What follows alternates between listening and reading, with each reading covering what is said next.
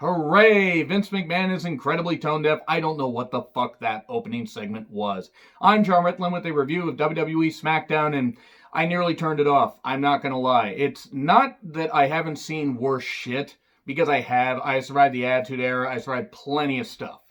It's not even that I was necessarily offended for it being on a wrestling show, but the timing of it. I killed WWE for what they did. With the Edge Orton, weight room thing right after the Benoit Dark Side of the Ring episode thing happened.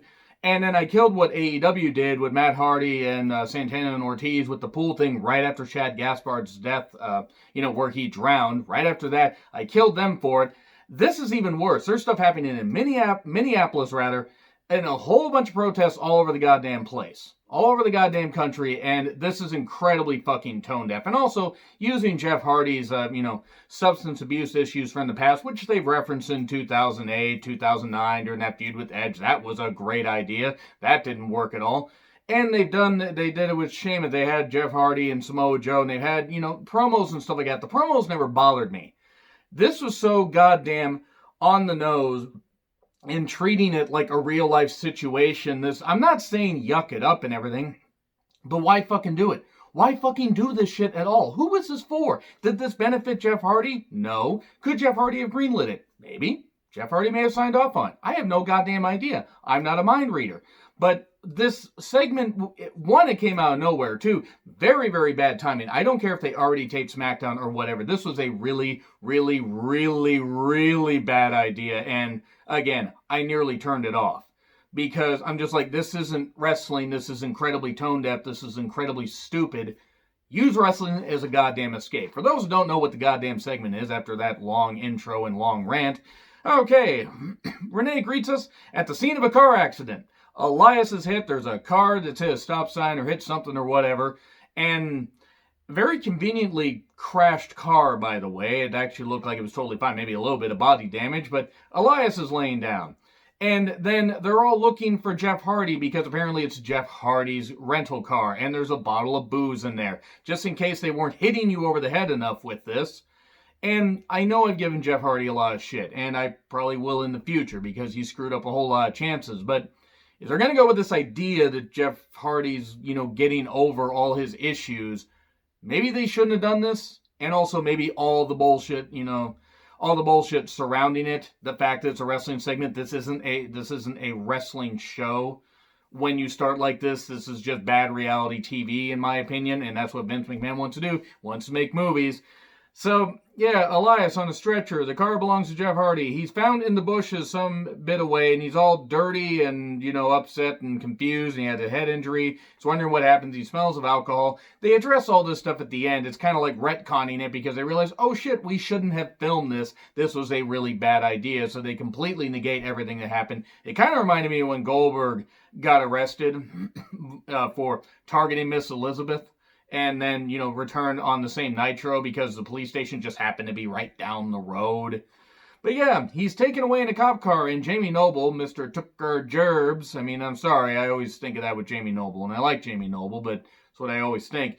This is what they're doing. He's taken away in a cop car. Just do what they say, Jeff. Do what they say and you'll be fine. Really? That's what you're doing? Maybe don't. Maybe don't with all the police stuff going on right now. Maybe just don't do that. But now Vince McMahon just wants to annoy more wrestling fans. Or it was Bruce Pritchard. Or it was some goddamn idiot that came up with this. I don't have a goddamn clue who came up with it. Whoever did, fuck them. Fuck the fact that they ever got into wrestling. This was a bad idea. A very bad idea.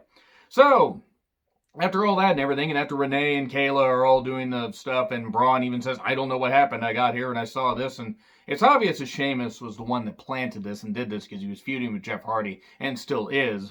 But what the fuck? Why?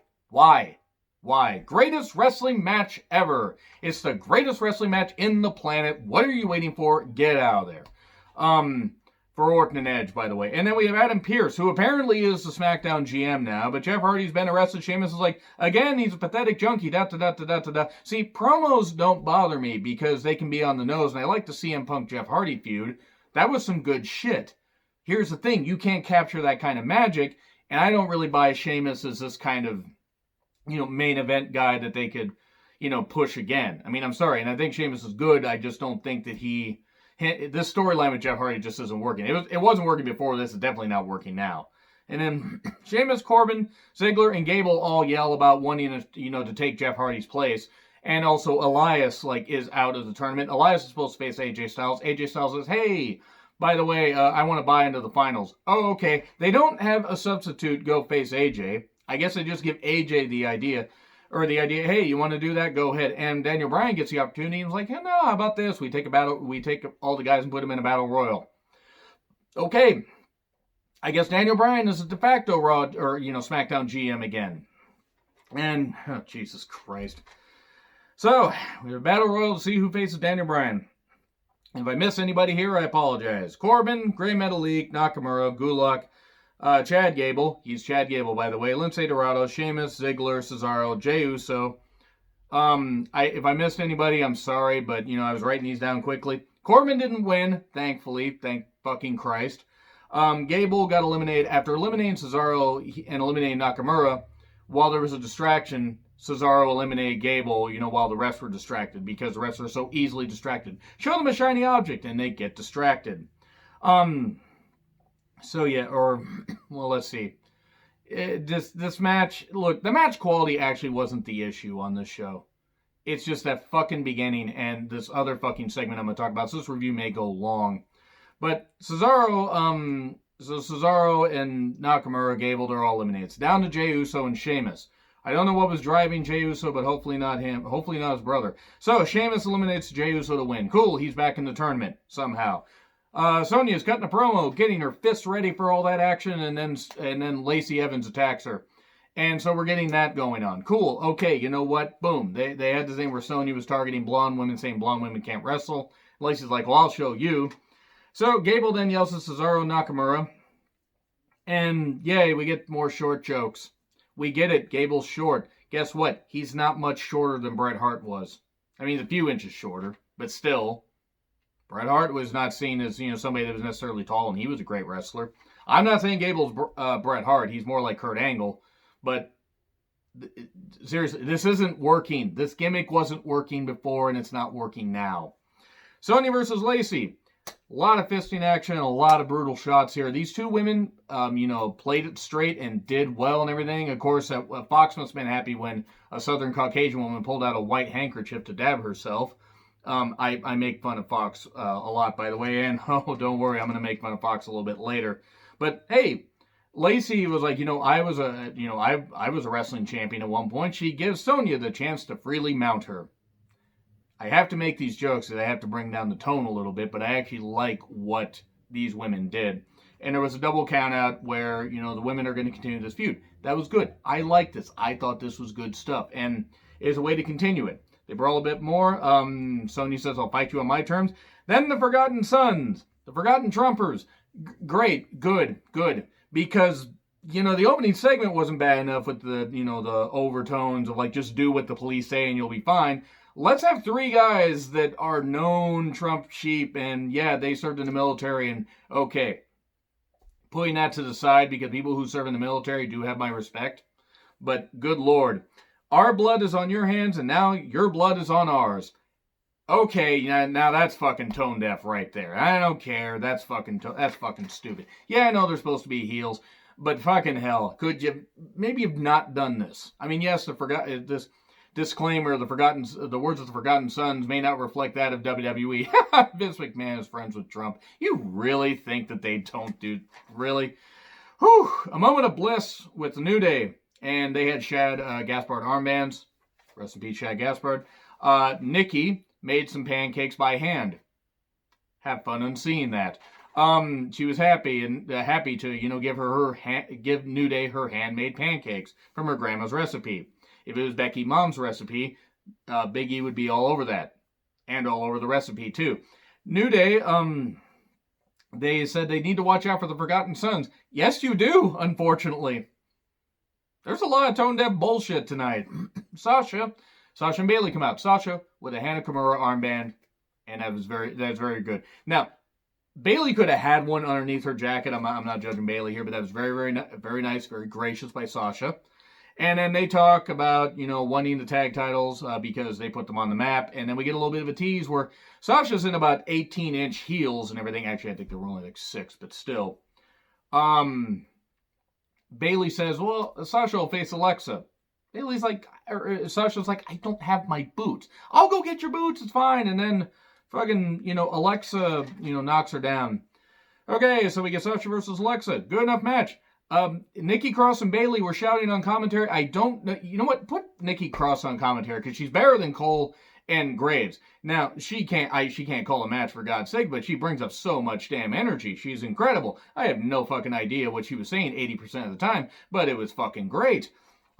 Nikki yelling a lot. We get a weird roll-up. The most devastating maneuver in all of professional wrestling wins it as Sasha pins Alexa. Almost said pins Bayley. That's not going to happen yet. Maybe it's SummerSlam or they eke it out more. They might eke it out all the way to the Rumble, which actually might be interesting because we don't know when crowds are going to come back, at least big crowds. But cool. All right, the match was fine, and Nikki Cross yelling was hilarious. We think it recaps the Jeff Hardy, Elias shit. Could you not? Cesaro versus Chad Gable. Gable wins. The match was good for what it was. Yeah, Gable wins. Okay, Otis and Mandy, a day at the pool. I hate it. Hate it. I hate it. Fucking hate it. Stupid. Now, there are some people that like it. That's fine. I'm not against fun in wrestling, despite what some people think. This wasn't fun to me. This was like a bad porno. I've seen quite a few of those. Or have I? You don't know my search history. And if you do, you really shouldn't have looked at that. But anyway, this was not good. This just wasn't. I hate it. I fucking hated this whole thing. If they were having fun with it, fine. I didn't like it. Angle then talks about the greatest wrestling match ever, talking about Orton and Edge, and then introduces Matt Riddle coming to SmackDown. Cool, we're getting this. Fine, good. I like it. Okay, fine. That's good. I can't wait for Riddle to feud with lower level heels and then lose to Baron Corbin, because that's what's going to be coming. Because I know Vince is going to take one look at him, and he's going to be happy for him as an athlete, with him as an athlete, but he's not going to like his attitude, because Riddle don't take no shit. I'm 50-50 on Riddle, quite frankly. As an athlete, he's very good. Whatever, as far as anything else. So, Kayla and Sheamus. Sheamus then talks about Matt Riddle coming, like, who the hell? Gross. Talks about Matt Riddle coming to SmackDown, doesn't care. And he says, I'm going to be leaving a trail of bodies in my wake. Once again, maybe this show could have used a rewrite, or a write in general. And then Bryan kicks him in the shin. That was funny. We think it recaps of Bryan, Miz, and Morrison, and they have a warning for him next week. A 3-minute warning? Oh god, they're both dead. I'm sad now. They were a good team. Rosie and Jamal were a good team. Alexa and Nikki versus Sasha and Bayley for the Women's Tag Team Championships. Sasha will inadvertently cost her team the match. Bryan versus Sheamus, IC title tournament semi-final match. It lasted longer than 18 seconds at least. It was fine. The match was fine for what it was. But here's what fucking ruined it for me. One, actually made it in the trash, amazing. Bryan and Sheamus did a physical match. Good stuff. But then, suddenly Jeff Hardy just shows up. The cop station was right down the street. Did he escape? Did he... What happened? Did they decide to retcon the whole goddamn thing? Because he shows up, and his shirt's ripped off and everything. He's in his wrestling jeans, and distracts Sheamus, and we get the running knee, 1, 2, 3, and then Jeff Hardy tries to attack Sheamus. Look, you didn't need to do this to try and add more interest to the Sheamus-Jeff Hardy storyline, because ain't nothing going to make it interesting to me. I'm all for trying new things, but this was goddamn tone deaf. This was goddamn stupid. I fucking hated that. I hated that. I hated the Mandy Otis thing. But that was just dumb. The Jeff Hardy, Elias, bullshit and everything, the whole tone deafness and all the stuff, real life stuff surrounding what's going on right now, just that, no, not cool. You want the Attitude Era back? Congratulations, guys. You get the Attitude Era back. I'm all for... I have nothing left because I nearly turned it off during this show. And I'm sorry, you guys can shred me in the comments if you want. You guys liked it, cool. But there are some things that should be left back in the Attitude Era, and this kind of shit is among them. Anyway, agree, disagree, what I said, like, share, subscribe, Twitter handle in the description. I'm John Ritlin. I'll see you soon.